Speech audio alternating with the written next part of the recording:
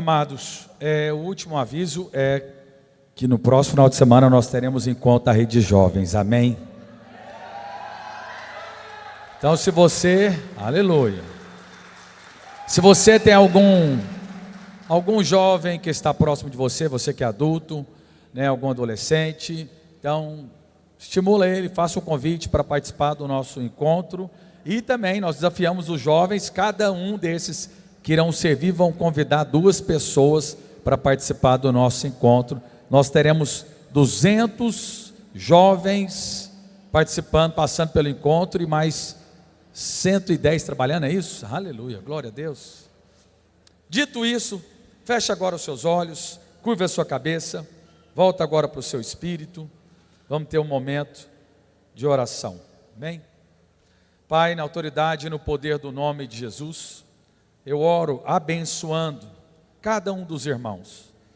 Declaro, ó Deus, que a Tua palavra, que é viva, que é eficaz, que ela é mais afiada do que uma espada de 2 gumes, apta a discernir as coisas da alma e do espírito, juntas e medulas. Que o Senhor possa ministrar no coração de cada um deles aqui. Leva eles, ó Deus, a crescerem em revelação e sabedoria do pleno conhecimento da verdade. Leva eles, ó Deus, a desfrutar de uma vida abundante no Senhor.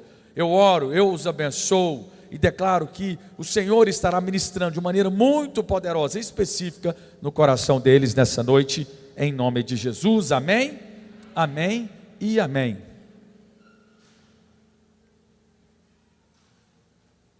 Queridos, nesse domingo nós iremos falar, vai ser mais do que uma pregação, vai ser uma aula a respeito de profecia. Especificamente nós iremos falar de uma profecia no qual Daniel menciona, amém? É um culto no qual nós iremos debruçar sobre o profético. Mas olha só, antes, quero fazer uma introdução aqui para vocês. Está lá em Mateus capítulo 24, verso 32. Mateus 24, 32. Aprendei, pois, a parábola da figueira. Quando já os seus ramos se renovam e as folhas brotam, sabeis que está próximo o verão. Assim também vós, quando virdes todas essas coisas, sabei que está próximo, está às portas. O que está às portas? Aqui foram os discípulos perguntando para Jesus, lá no início do capítulo 24, eles fizeram uma pergunta: quando sucederão essas coisas? Que sinal haverá da tua vinda e da consumação do século? Se quer os discípulos perguntando para Jesus, que ele falou: olha, eu vou voltar.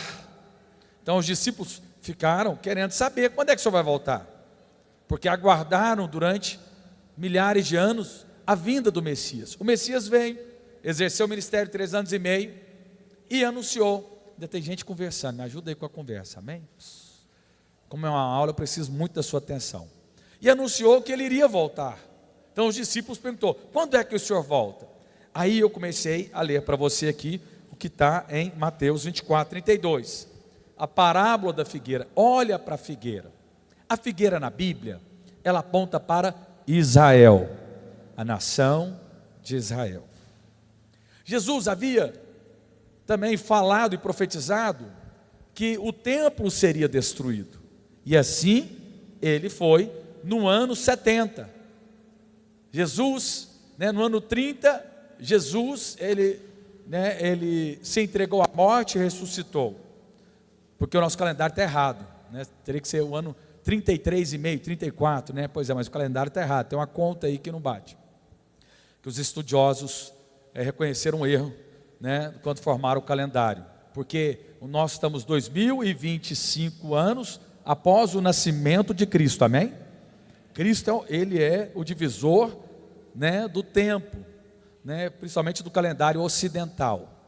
Então no ano 30 de Cristo, quando ele morreu, se entregou à morte e ressuscitou, ele havia liberado essa palavra, dizendo que o templo de Salomão não ficaria pedra sobre pedra. E assim aconteceu no ano 70. Israel foi sitiado, foi completamente invadido pelo general Tito, um general romano, que depois se tornou um imperador, e ele foi lá e invadiu Jerusalém, queimou e destruiu completamente. E os judeus foram dispersos pelo mundo inteiro. E a partir do ano 70, o Estado de Israel deixou de existir. Irmãos, Jesus disse e aconteceu.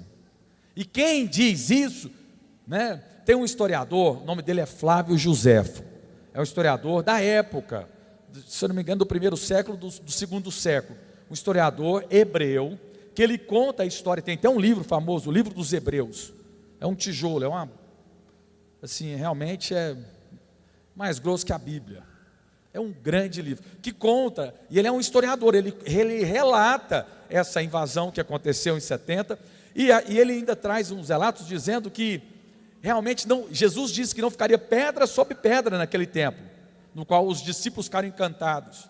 Falou, não vai ficar pedra sobre pedra. Sabe por que não ficou? Porque quando colocaram fogo, invadiram Jerusalém, havia ouro no templo. E o ouro, né, mediante ao fogo, ele derrete. E ele ficou derretido no meio das pedras, e o povo lá derrubou tudo para poder pegar o ouro. Realmente não ficou pedra sobre pedra daquele templo no qual foi destruído. E aqui, quando ele fala, olha para a figueira, porque está próximo, olha para ela, quando os brotos começarem a aparecer, é porque está próximo à volta. No ano 70 deixou de existir o Estado de Israel. Tem noção disso? Não existia mais a nação de Israel, que ela foi invadida, e eles foram dispersos, diáspora que fala, e eles foram dispersos para o mundo inteiro. Tanto é que tem judeu americano, judeu russo, a maioria dos ganhadores do prêmio Nobel são judeus, de várias nações. Aliás, 25% dos homens que têm a cabeça, né, que realmente são considerados inteligentes, sábios, instruídos, 25% dos prêmios que foram, né, entregues, 25% são judeus. Vê se esse povo não é abençoado. E a quantidade de judeu no mundo é muito pequena. Se eu não me engano, lá em Israel hoje tem 6 milhões. 6 milhões, espalhado no mundo que tenha lá mais uns 6 ou 8, 12 milhões. E é um povo realmente favorecido. Só que no ano 70 deixaram de ter um país. Imagina só, uma nação vir aqui invadir e expulsar os brasileiros.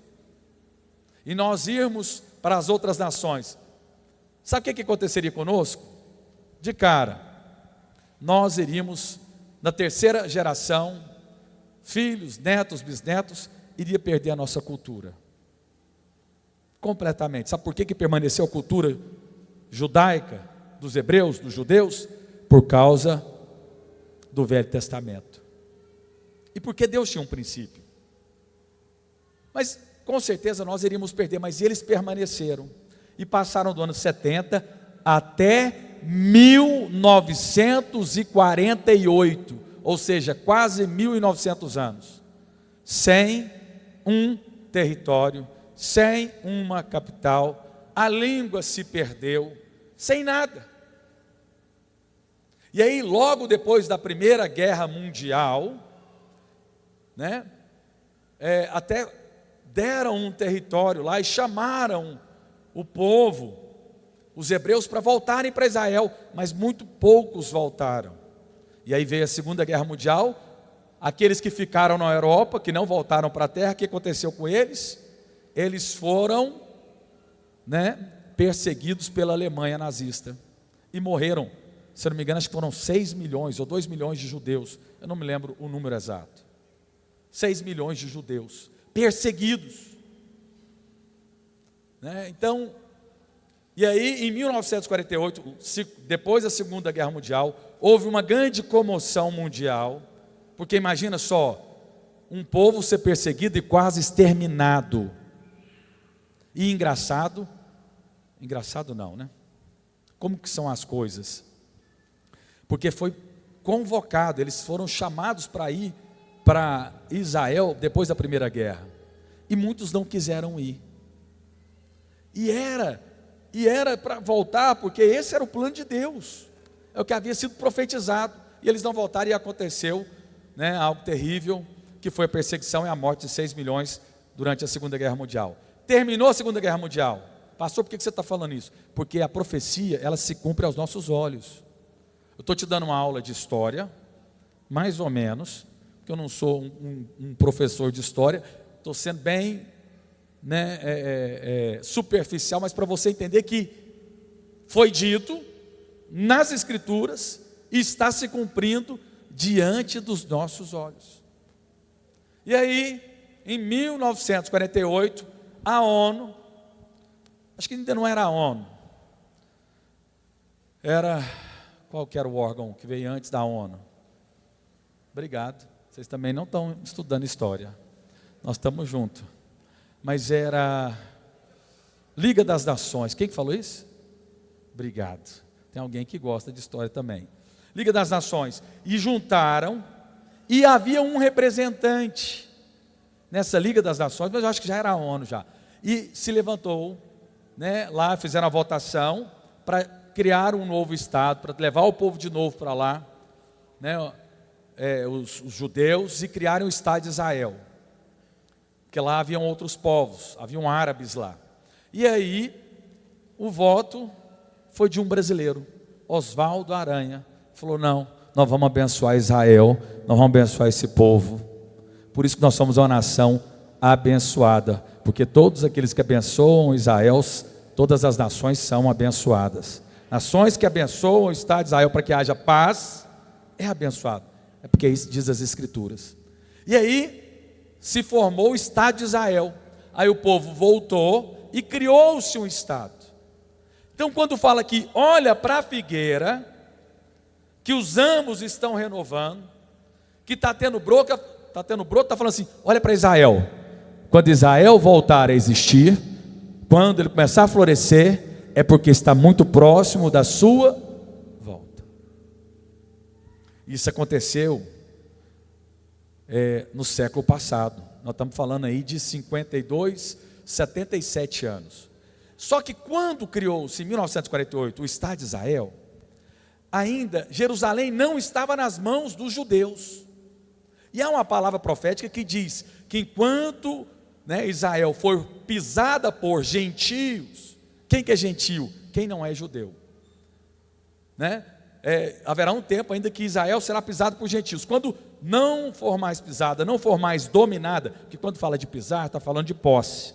Onde colocar a planta dos seus pés, tomará como herança, como posse. E aí aconteceu isso quando foi, acho que em 1967, na Guerra dos 6 Dias. As nações ao redor de Israel, Egito, os países árabes, todos lá ao redor de Israel, Síria, Líbano, Iraque, todos eles se levantaram para destruir Israel. Logo depois das Nações Unidas, a ONU, ter dado ali, né, o território. Só que durante, de 1948 a 1967, os judeus é um povo diferenciado, irmãos. Realmente assim é algo chocante. Eles reconstruíram o país. Brasil é desde o ano de 1500, né? Nós estamos aqui com essa nação. Eles em tão pouco tempo, eles reconstruíram o país inteiro. E tinham uma força, né? O exército de Israel, não sei se você sabe, é um exército assim, de altíssima, né, competência. E eles já viam ali, né, já viam uma frota, né, frota não, como que é? Aviões é o que, hein? O coletivo. Obrigado. Frota?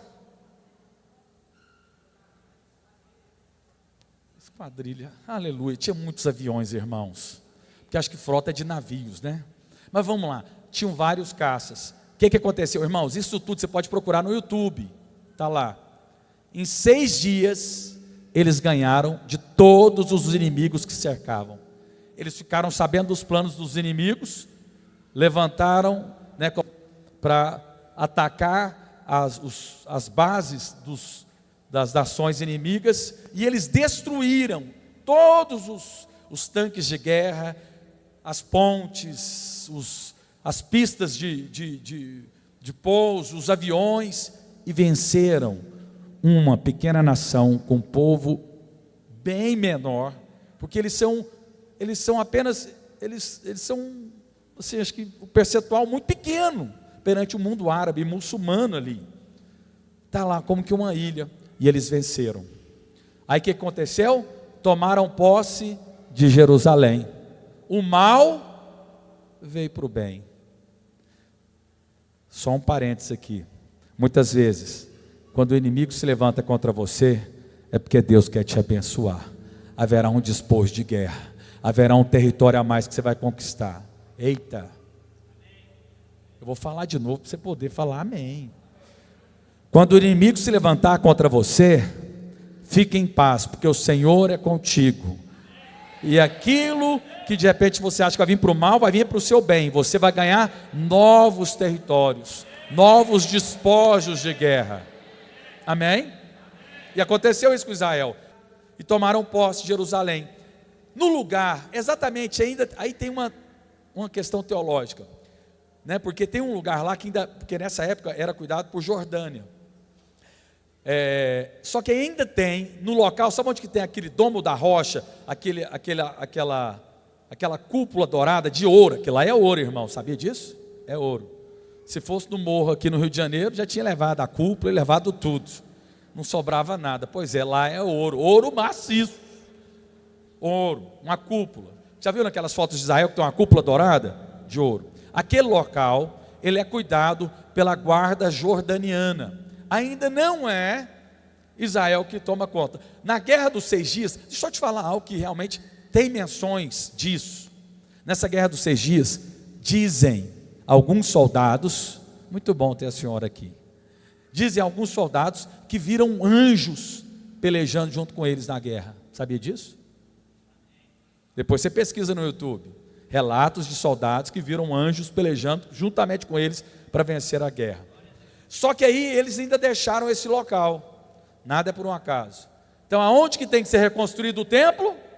Tem uma mesquita, santuário do lado, bem a verdade, está lá. Mas, trazendo aqui para os nossos dias, deixa eu te falar algo, preste muita atenção. É porque de repente você fica lendo a Bíblia e acha que você fica imaginando a volta de Jesus algo muito distante, que você não vai ver, que você fala, não, será? Talvez você nem para pensar que Jesus vai voltar. Talvez você nem cogita, você nem coloca isso no seu calendário, na sua agenda. Talvez é algo tão distante.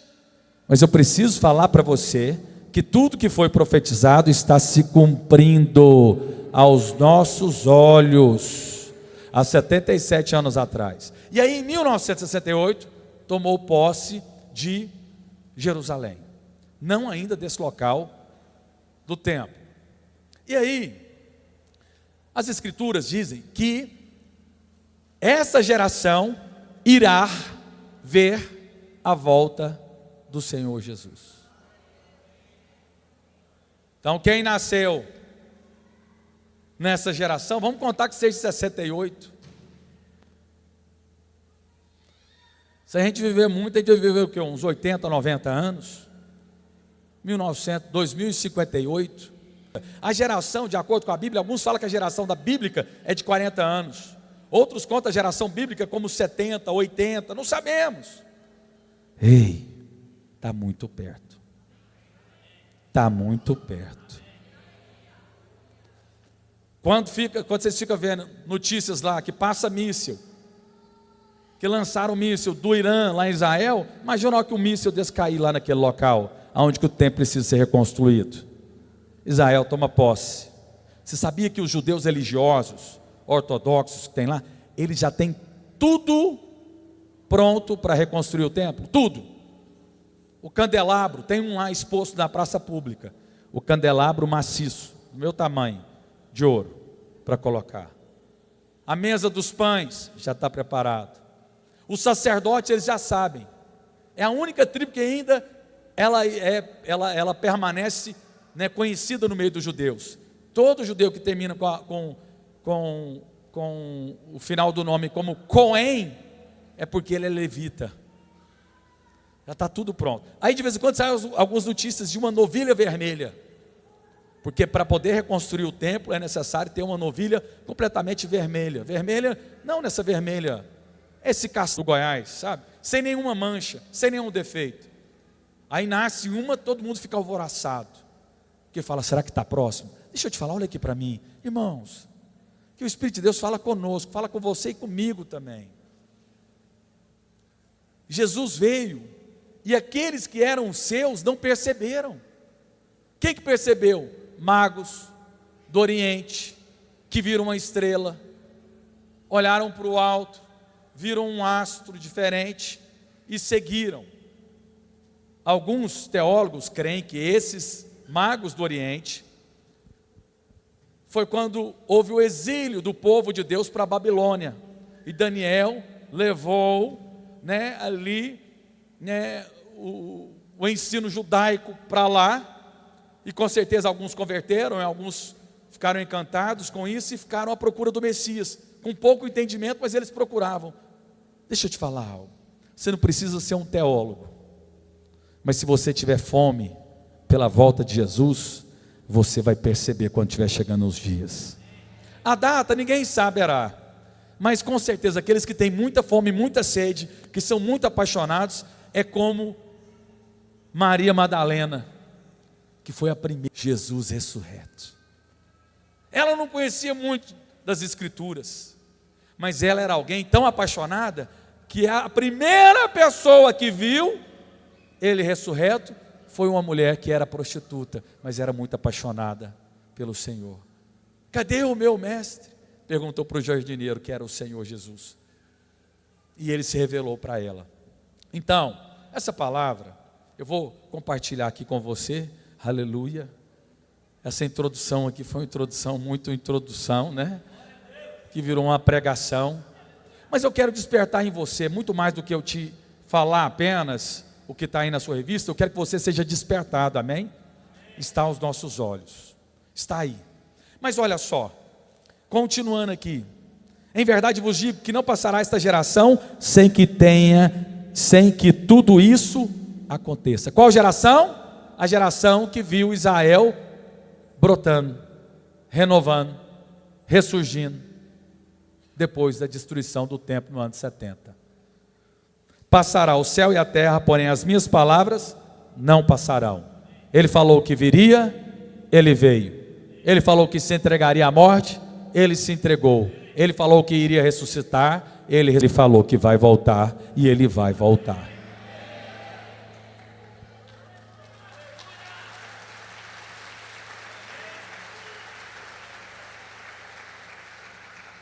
Vou ler mais 3 versículos para a gente ir para esse texto nosso aqui rapidamente. A respeito daquele dia e hora ninguém sabe, nem os anjos dos céus, nem o Filho, senão o Pai. Isso aqui, ninguém sabe exatamente, mas fala para a gente ficar atento. Pois assim como foi nos dias de Noé, nos dias de Noé o que aconteceu? Dilúvio. Noé anunciava, olha, vai ter um dilúvio, se arrependam, muda de vida, vai ter um dilúvio. Ninguém ouviu.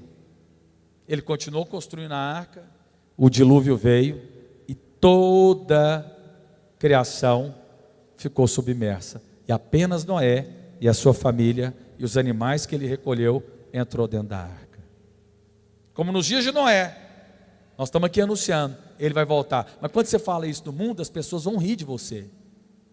Jesus está voltando. O que eles vão falar? Vão rir, vão zombar, vão te criticar, vão falar que você é um tolo, que fica seguindo um livro, é um crente. Pois é, mas assim também foi nos dias de Noé. E olha só, e olha que hoje nós temos muitos vestígios de animais marinhos no alto da cordilheira dos Andes. Sabia disso? Tem lá, animais marinhos, ossos, esqueleto, conchas, no alto desses montes. Depois pesquisa aí, eu não estou falando de mim não, depois você pode pesquisar. E eu creio, não sei se vocês sabem, irmãos, eu gosto desse assunto, vocês perceberam? Não sei se vocês sabem, descobriram uma água muito profunda na Amazônia, que a quantidade de água que tem lá embaixo daria para sustentar a humanidade durante milhões de anos. Está lembrado que quando veio o dilúvio, chuvas caíram e o abismo se abriu, e águas de baixo e águas de cima. Já descobriram e já viram o potencial. Tem um aquífero aqui, Guarani, no meio do continente americano também, que é enorme. Esse da Amazônia é maior ainda. Tem água aí. Deus é perfeito. Mas sigamos adiante. Ficar nesse ponto. Pois como assim foi como nos dias de Noé, também será a vinda do Filho do Homem. Olha só. Mateus 24, 37. Pois assim como foi nos dias de Noé, será a vinda do Filho do Homem. E aí diz, porquanto assim como nos dias anteriores ao dilúvio, comiam e bebiam, casavam e davam-se em casamento, até ao dia em que Noé entrou na arca, e não o perceberam, senão quando veio o dilúvio e os levou a todos. Assim será também a vinda do Filho do Homem. Está aí. O arrebatamento vai ser assim. Quem estava dormindo acordou rapidamente. O arrebatamento pode acontecer agora. Agora. Tuf, num piscar de olhos. Sobe.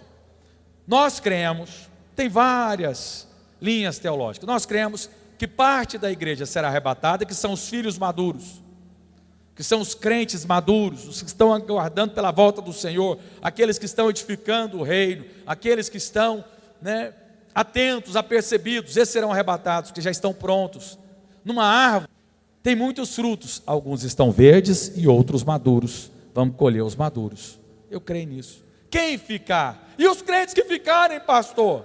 Serão guardados por Deus, mas haverá perseguição do anticristo e do falso profeta. Será perseguido, mas não irá sofrer a ira de Deus que virá sobre a terra. O sexto selo, que vai abrir ali as 7 taças. Mas enfim, será guardado da ira de Deus, porque nós somos filhos, mas haverá grande perseguição. Mas enfim, olha aqui para mim. Feliz o povo que estará presente na época do arrebatamento, porque todos irão subir. Os que ficarem vão se tornar vencedores, vão ter o privilégio. Sabe por quê? Porque haverá grande perseguição. E no meio da perseguição, quando aqueles que ficarem verem que realmente houve o arrebatamento, eles vão se tornar crentes fervorosos. Sim ou não? Imagina só, Maria Paula, você ficou. Muda de vida na hora, né, minha filha? Maria Paula está nos visitando, temos ela como que uma filha, filho espiritual minha e de Leandro. Imagina, ficou, Maria? Aí você pode pegar minha Bíblia, Netinho, obrigado. Vai se tornar crentes fervorosos, porque aí vai ver que realmente eu estou vos falando, é verdade, não é de brincadeira, é verdade. Que possamos ser um povo apercebido. Fala para o seu irmão, fala assim: meu irmão, Deus está falando com você. Você é uma pessoa percebida, atenta. Você não vai ficar, você vai ser arrebatado. Aleluia. Aleluia. Olha aqui para mim agora, vem cá. Deus vai me dar a graça aqui, amém? Vamos lá. Então eu vou contar para vocês sobre essa profecia que está lá em Lucas capítulo 21, 24, para a gente chegar em Daniel. Lucas 21, 24. Cairão a fio de espada. Quem que vai cair a fio de espada? Israel. Falei para vocês. E serão levados cativos para todas as nações. E assim foi. Para todas as nações. Tem judeus espalhados no mundo inteiro. E até que os tempos dos gentios se completem. Até que os tempos dos gentios. Havia um tempo determinado. Tem um relógio. Toda profecia tem um relógio. Um relógio, um cronômetro regressivo. E aqui fala, até que se completem, Jerusalém será pisada. Mas hoje já não é mais pisada. Fala assim, meu Deus. Pois é, está aí.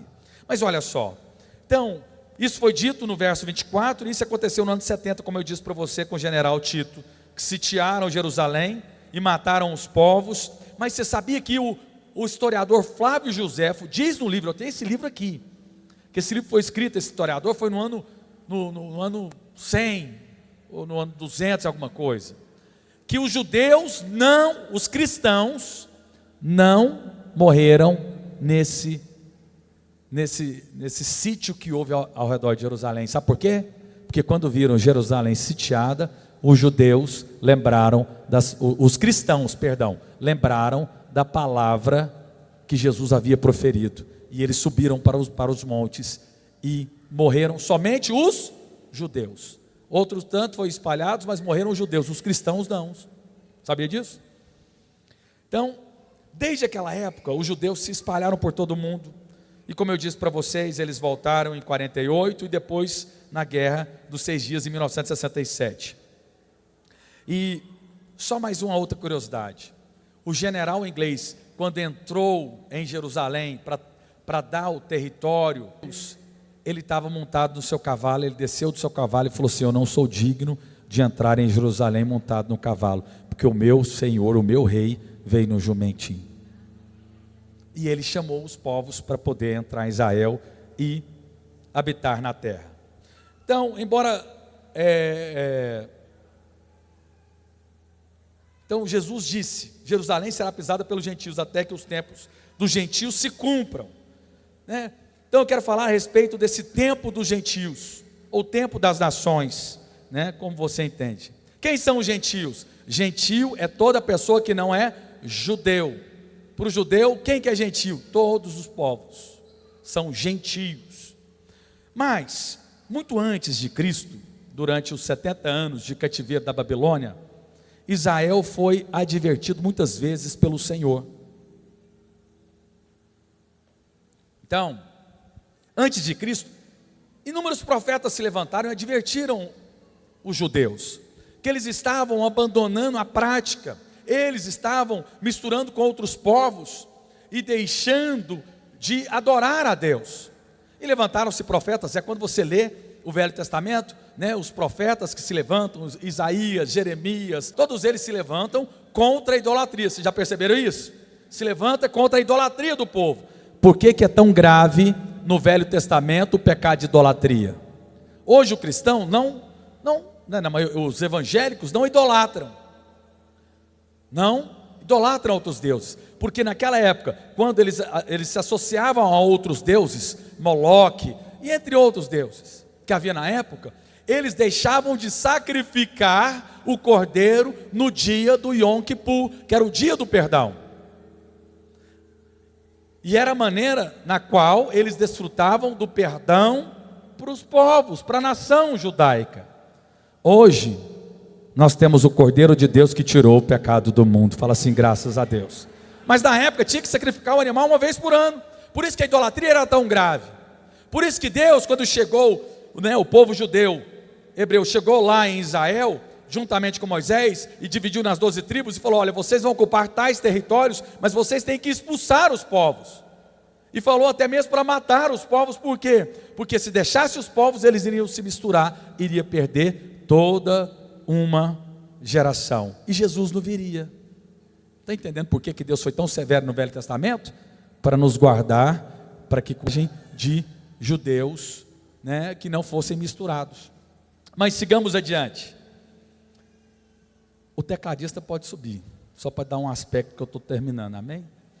A equipe de louvor, mais uns minutinhos para dar mais tempo. Me ajuda aí. Eu sei que é um ensino, né, mas já vai dando um ar ali que está acabando. Você não vai ficando tão impaciente. Pastor, mas é muita informação. Realmente é muita informação. Mas guarda isso num freezer espiritual e Deus vai revelando para você. Amém? E olha só. Durante os 70 anos de cativeiro da Babilônia, Israel foi advertido muitas vezes pelo Senhor. Antes que o rei Nabucodonosor da Babilônia levasse cativo o povo de Deus, que se eu não me engano foi no ano por volta de 500, 600 antes de Cristo, ou 700, estou lembrado da data exata, porque tiveram 2 cativeiros, primeiro do povo de Samaria, que eram os judeus misturados, né, que os judeus não consideravam eles como judeus, e depois veio o cativeiro, que era do reino do norte, e depois veio o cativeiro do reino do sul, que era Judá, que aconteceu, que foi para a Babilônia. Amém? Então Deus enviou profeta após profeta para advertir os israelitas, dizendo, né, que não se rebelasse contra ele, mas que largasse os ídolos e voltasse para o Senhor, que Ele é o Deus de Abraão, Isaque e Jacó. Ele é o único Deus. Quando os israelitas abandonaram a adoração ao Deus de Abraão, Isaque e Jacó, eles pararam de oferecer sacrifício, e aí vinha juízo sobre eles. E aí veio o profeta Daniel. E agora vamos passar aqui à frente, aleluia. Vamos chegar aqui no que está aí na sua revista, toda essa introdução. Está lá em Daniel capítulo 2, verso 27 e 28. O segredo que o rei pergunta, nem sábios, nem encantadores, nem magos, nem astrólogos podem revelar ao rei, mas há um Deus no céu que revela os mistérios. O que é isso, pastor? O rei Nabucodonosor, que foi lá e levou cativo os hebreus para a Babilônia, ele era, né, um grande império na época, um império colossal, enorme, que é relatado em filmes, dos 300, por exemplo, né? Tem vários impérios que mostram lá, o Império Medo-Persa. Mas o rei Nabucodonosor teve um sonho que Deus deu para ele, e ele falou, olha, eu quero falar com os magos, com os magos da corte, falou, olha, eu quero que vocês revelem um sonho, o meu sonho. Falou, então conta o seu sonho. Ele falou, não vou contar não, vocês vão ter que descobrir que sonho que foi que eu tive. Além de descobrir qual foi o sonho, vocês vão ter que me trazer a interpretação do sonho. Imagina só. Falou, morreu. Falou, e quem não? E os magos, todos aqueles que, os sábios, entendidos, se não revelar para mim, vão todos morrer. Bateu o desespero. Só que lá na corte tinha um povo que foi levado cativo, e dentre eles tinha Daniel, um homem separado por Deus, um jovem que não se misturou com as coisas da Babilônia, que preferiu a comida, né, uma comida santa ali, e não se misturou com os babilônicos e nem adorou aos outros deuses. E aí ele ficou sabendo disso, e ele falou, há um Deus no céu que vai revelar esse mistério. Continuando, Daniel 2, 28. E ele fez saber ao rei Nabucodonosor o que há de acontecer nos últimos dias. Esses últimos dias que nós estamos falando, também foi predito lá em Nabucodonosor. Foi dito aqui em Mateus, mas também já foi dito anteriormente. Verso 29. Porquanto eis que foi o teu sonho, as visões da tua mente, quando estavas na cama. Os teus pensamentos, ó rei, quando estavas na cama, deveria acontecer a partir de agora. Aquele que revela os mistérios te faz saber o que está por vir. Falou, esse sonho que você teve, vou falar para você agora, né, que acontecerá durante algum tempo. Verso 30. Quanto a mim, este segredo me foi revelado, não porque a minha sabedoria seja superior à de todos os outros viventes. Olha ele dando glória a Deus e se diminuindo. Porque imagina só, o cara descobrir que o outro sonhou e ainda interpretar. Meu Deus, é muito profeta. Ele poderia bater no peito, falou, não, fala comigo, porque eu sou profeta e eu entendo de todas as coisas. Não, simples. Quem sabe é Deus, e eu vou falar da parte de Deus para você. E olha só, mas para que eu dê interpretação ao rei, e tu possas conhecer os pensamentos do teu coração. Ele realmente dava glória a Deus. Verso 31. Tu, ó rei, olhaste, e eis que uma grande estátua. E aí agora ele está falando do sonho, está falando desses últimos dias, que eu vou falar aqui para vocês agora. E eis que uma grande estátua, verso 31, esta estátua imensa e de um esplendor extraordinário estava diante de ti, e a sua aparência era terrível. A cabeça dessa estátua era de ouro puro, o teu peito e braços eram de prata, entre e coxas de bronze, e as suas pernas de ferro, os seus pés em parte de ferro e em parte de barro. Olha só, projeta aí para mim a imagem.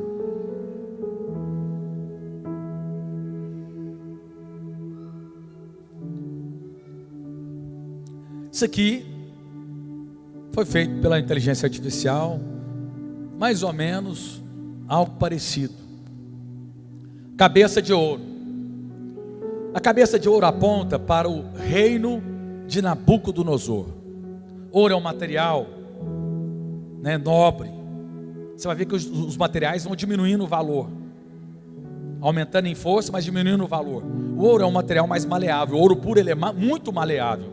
Tanto é que tem que misturar ele com outros metais para ele ficar um pouco mais duro. Esse era o reinado de Nabucodonosor. Alguns creem que ele converteu. Nabucodonosor é aquele que se fez como que um lobisomem e começou a pastar, porque ele não deu glória a Deus, mas depois ele reconheceu o Deus de Israel. E ele teve um reinado muito esplendoroso na sua época. Impérios, nós estamos falando assim, é de dominar o mundo inteiro, conhecido na época. Segundo parte, está falando de um outro reinado que veio posteriormente. E isso tudo aqui foi dito muito tempo atrás. Isso aqui foi na época do exílio, 500 anos antes de Cristo, pra você ter uma noção. E esses reinados vieram muito tempo depois, anos depois, né? E aí tinha, claro, o reinado de Nabucodonosor, era naquela época. Mas o segundo, que era o reinado medo-persa, dos medos e dos persas, era um reinado em conjunto, que também muito forte. Tanto é que eles falam da lei do medo-persa. Uma vez dita a lei, não pode ser revogada. Vocês estão lembrados de Daniel, quando foi jogado na cova dos leões? É porque ele foi contra uma lei que foi colocada, e o rei não podia tirar. Se eu não me engano, acho que era Ciro, que gostava de Daniel. Daniel passou por alguns desses povos. E aí o rei, mas vamos lá, Daniel foi jogado na cova dos leões e não poderia revogar a lei, e Daniel foi guardado. Um anjo guardou os leões e nenhum mal sucedeu a ele. Havia o reinado do medo e dos persas. Esse reinado caiu, passaram-se anos, o reinado caiu, e aí veio esse quadril de bronze, um material mais fraco, que foi que está no filme do Brad Pitt. Acho que foi ele que fez esse filme. Tudo tem filme desses impérios. E esse reinado, ele governou, ele viveu muito pouco tempo, morreu com 33 anos. Durante 12 anos ele conquistou todo mundo conhecido na época.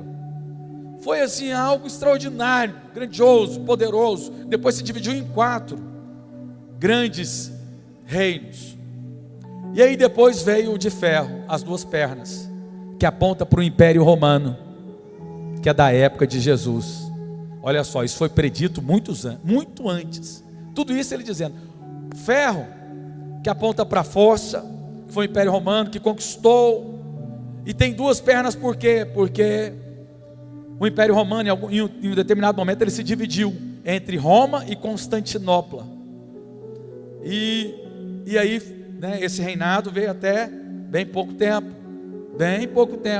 Havia um Império Romano, alguns séculos atrás. E depois tem os pés, que é barro misturado com ferro, que aí chega no nosso tempo, no tempo dos últimos dias. Barro aponta para o homem, aponta para a democracia. O Império Romano, ele há de voltar, não como ele era anteriormente. Não sei se você sabe, a União Europeia, essa união das nações na qual Roma governava na época, no sul da Inglaterra, na Europa quase que inteira, no norte da África e ali na Ásia Central, no Oriente Médio. E de acordo com o Apocalipse, diz que o anticristo, ele irá surgir, dessa união desses reis poderosos, que hoje nós falamos de presidentes, governantes, apesar que na Europa tem rei ainda. Eles irão se reunir, irão ter uma força, e o anticristo virá desses povos. Só que está vendo essa pedra? Essa pedra é Cristo, e quando ele voltar, ele vai destruir todos esses reis caídos, inclusive o anticristo e o falso profeta. Ele disse que virá, e ele vai vir. E aí sim, ele vai começar com um reino milenar, com o cetro de ferro. E durante 1000 anos, ele vai reinar. Com quem? Com os vencedores. Com aqueles que fizeram o bem de Cristo. Então, quando você se envolve com a igreja, você está envolvendo com aquilo que é eterno.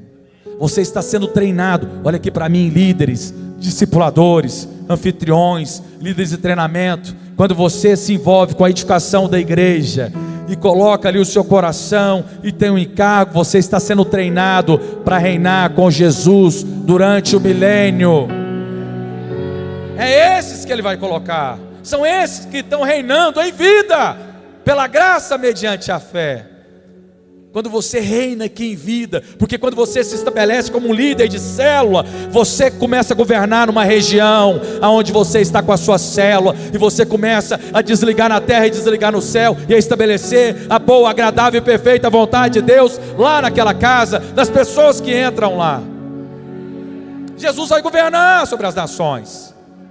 Então entenda que muitas vezes é difícil, mas você está sendo treinado. Tem dias que você fala, mas nossa, como eu estou sendo, passando por uma tribulação. Mas assim foram os apóstolos, assim foram os profetas, assim são os homens de Deus. Tudo isso é um treinamento para o reino vindouro. Eu quero reinar com Cristo no milênio, eu quero fazer parte, eu quero sentar na mesa dele. Hoje eu sento na mesa do pastor Aloísio, mas um dia eu sentarei na mesa do Senhor Jesus, o Rei dos Reis, o Senhor dos Senhores, e serei ali discipulado por Ele, para governar as nações que estarão aqui na terra. É esse o seu chamado.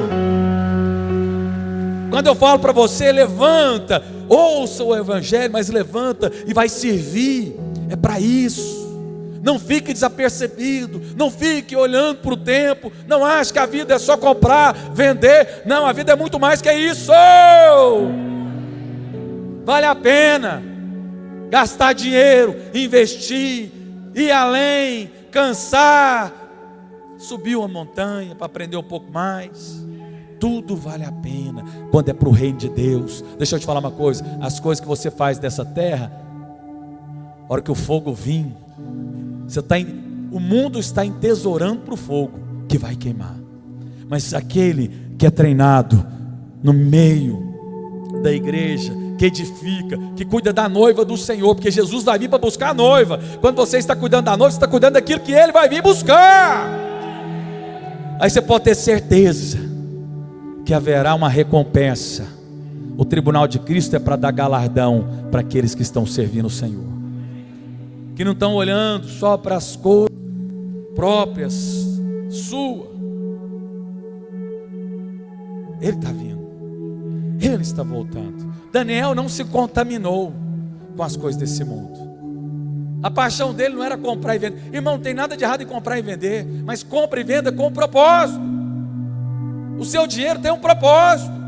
Aonde você está trabalhando tem um propósito. Deus te plantou lá para ser luz do mundo, sal da terra. Não é isso que Ele falou que nós somos? Sim ou não, irmãos? Então, se é uma luz apagada? Não, vocês são luz. Vocês são um luzeiro aceso que tem iluminado aonde você está plantado. Eu estou diante de uma igreja de homens e mulheres que têm um coração para o Senhor, que estão apercebidos, que estão desejosos.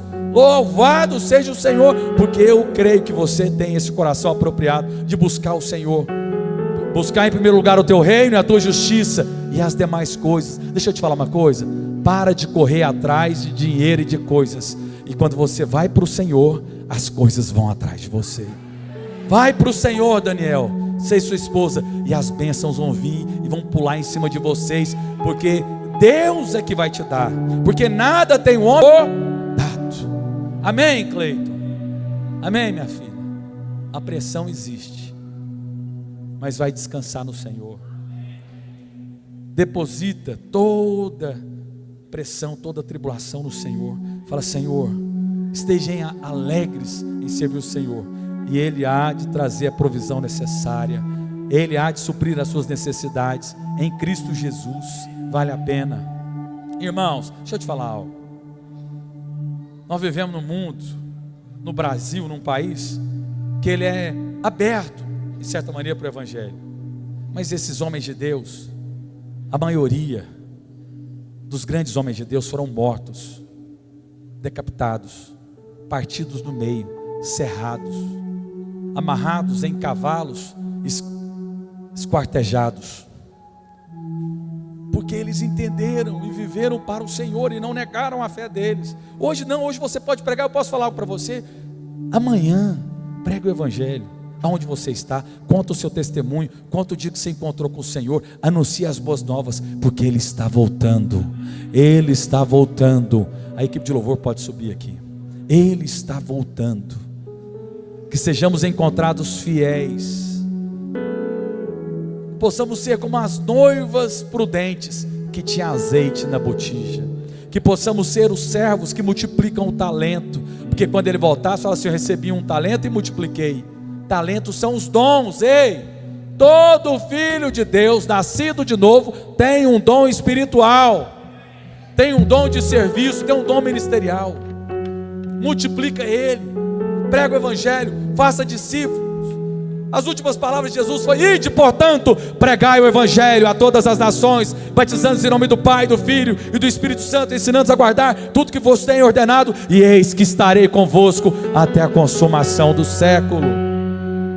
Quantos querem clamar pela volta de Jesus? Fica de pé, fica de pé. Oh Espírito de Deus, oh Espírito de Deus. E o reino de Cristo será finalmente estabelecido na terra, e o seu reino é um reino eterno. Oh, aleluia. Feche os seus olhos, comece a invocar o nome do Senhor. Abra a sua boca, comece a invocar. Nós vamos cantar uma canção e eu vou orar por vocês, nós iremos encerrar. Comece a invocar, invoca o nome do Senhor, chama por Ele. Maranata, a hora vem, Senhor Jesus. Clama pela volta. Se você quiser vir à frente também no apelo, quiser rasgar o seu coração, você tem a liberdade. Abra a sua boca e comece a invocar o nome do Senhor. Comece a orar, ora em línguas. Invoca o nome do Senhor.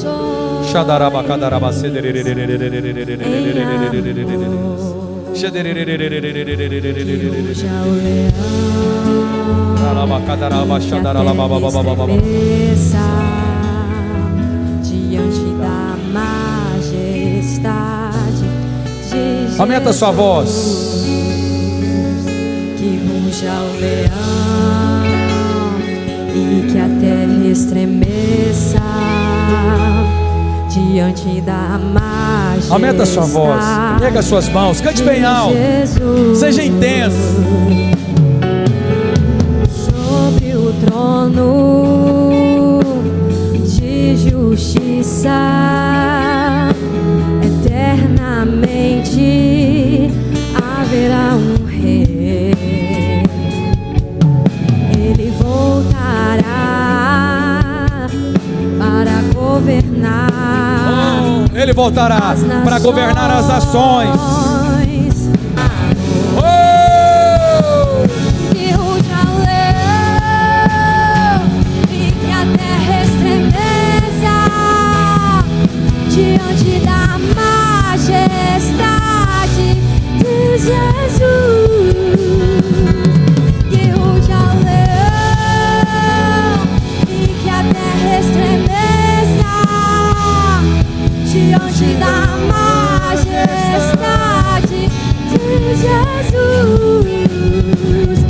Que ruja o leão e que a terra estremeça diante da majestade do Rei dos Reis.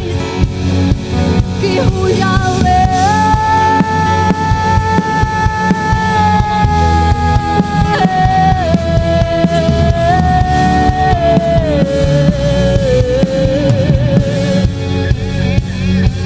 ele virá, oh, oh, ele virá, e ele virá, oh, oh, ele virá, ele virá, oh, oh, leão da tribo de Judá, e ele virá, oh, oh, virá, oh, oh, e ele virá, oh, oh, leão da tribo de Judá, e ele virá, oh, oh, ele virá, oh, oh, ele vai arrebatar a sua igreja. ele virá, leão da tribo de Judá. Maranata, ora vem. Maranata, Maranata, ora vem. Maranata, ora vem. desce. Maranata, hora vem. Maranata, hora vem. Maranata, hora vem. Rasga o céu e desce. Maranata, hora vem. Maranata, hora vem. Comece a orar em línguas. Comece a orar em línguas. Seja cheio do Espírito. Ora em línguas. Invoca o nome do Senhor. Chama por Ele. Abra sua boca.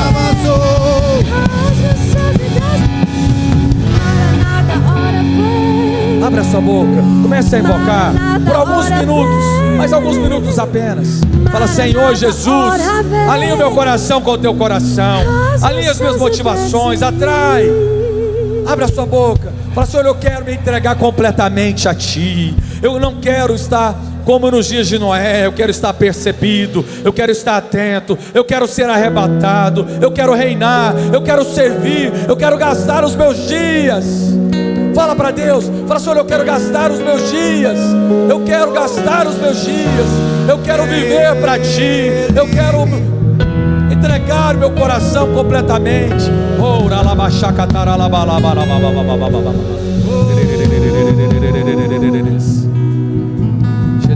Estou preparando um caminho, endireitando as veredas e cada vez mais diminuindo. Aumenta a sua voz. Porque importa que ele cresça. Ele meu está, eu não sou digno de desatar as suas sandálias. E ele a mim. Isso. Eu caminho com a certeza. Com a certeza de que ele virá. Ele virá. Erga suas mãos. Por ele que eu estou gastando a minha Assim vai ser os nossos dias. Assim serão os nossos dias. tudo por amor e com alegria. Que o Senhor nos conduza a esse tipo de vida. Estou preparando um caminho, endireitando as veredas e cada vez mais diminuindo.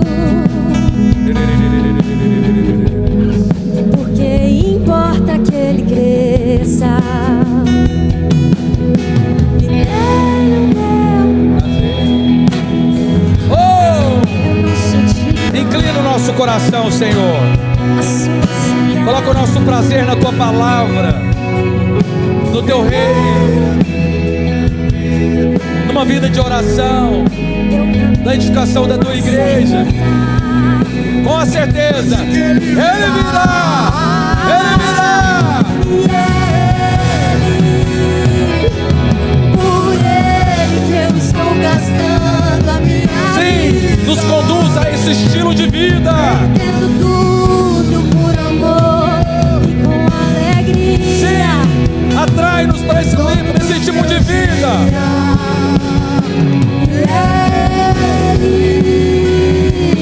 Por ele que eu estou gastando a minha vida. Suas vozes. E com alegria. Dono dos meus dias. E ele, por ele que eu estou gastando A minha vida, perdendo tudo por amor e com alegria. Dono dos dias. Coloque a mão no seu coração. Querido, talvez você fale isso: pastor, mas eu não estou perdendo tudo. Eu não estou perdendo a minha vida ainda. Mas nós vamos profetizar que assim nós seremos. Que de glória em glória nós vamos nos entregar mais e mais e mais e mais, até o ponto dele conduzir completamente o nosso viver, os nossos projetos, os nossos sonhos.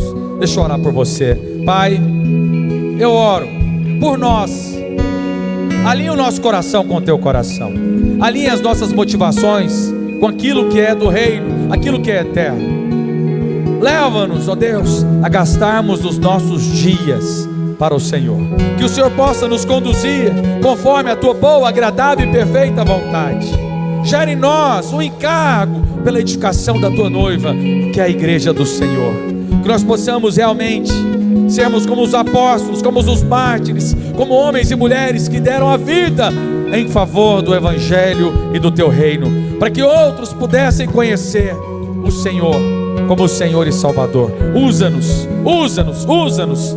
Alinha o nosso coração, inclina os nossos ouvidos para as coisas que são eternas, tudo aquilo que nos prende, todas as paixões dessa terra, mas que possamos ser completamente livres para buscarmos mais e mais o Senhor, que possamos consagrar a nossa casa, o nosso trabalho, os nossos dias, a Ti, Senhor, somente a Ti. Eu oro, eu abençoo e declaro que o Espírito Santo vai nos conduzir, porque Ele nos conduz a toda a verdade. Quem crê diz amém. Dá uma salva de palmas, dá um glória a Deus, dá um aleluia. Aleluia. Glória a Deus. Cumprimenta 2, 3 irmãos aí do seu lado. Declara uma semana poderosa. Declara que ele é abençoado, favorecido, amado, que o coração dele vai estar cheio das coisas do céu. Deus abençoe os irmãos. Semana poderosa.